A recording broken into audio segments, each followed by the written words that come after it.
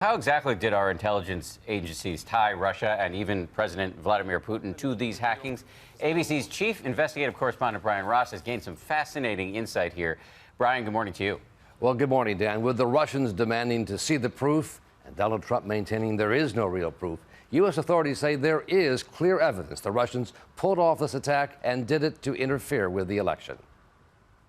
Much of the proof is forensic evidence the FBI and cybersecurity experts discovered inside the computers of the Democratic National Committee. They get in by what's called a spearfish attack. Among the experts on the case, cybersecurity analyst Justin Harvey, who says the Russians first planted what's called a dropper or a beacon to send material back to Moscow. A dropper is a little tiny bit of software that calls back home and says, "I'm here, I was successful." And it had a telltale Russian signature, with experts saying it was written in Moscow's time zone and seemed to have gaps on what were Russian holidays, all entered by a distinctive keyboard. We saw the Cyrillic alphabet being used in the compiler. And then U.S. intelligence officials say the beacon transmitted to an internet address overseas. And it was an IP address that had been previously seen in other Russian attributed attacks. But it wasn't just forensics. The FBI has now joined the CIA in the assessment that the Russian president was directly involved in the hack attack, based on new, highly classified information that authorities say comes from directly inside the Kremlin.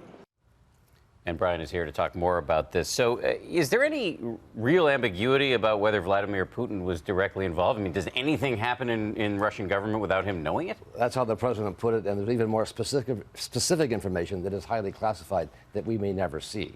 That does tie him directly to this. Yes. So let's talk about this issue of retaliation. What are the options here for the United States? Well, the president has acknowledged that he has yet to take any retaliation against the Russians, although officials for his administration have provided him with a number of possible actions, including making public information the CIA has that would embarrass Putin and his deputies, or going after the secret bank accounts U.S. officials say Putin has around the world. There's also the possibility of additional sanctions on Russian banks and commerce. The one thing U.S. officials are advising against is a cyber war tit for tat that officials fear would be much more devastating to the U.S. than Russia, given our advanced reliance on the cyber commerce and cyber communications. I mean, it really just could open up a Pandora's box. Absolutely. It's very carefully to be scaled here in terms of what the response should be.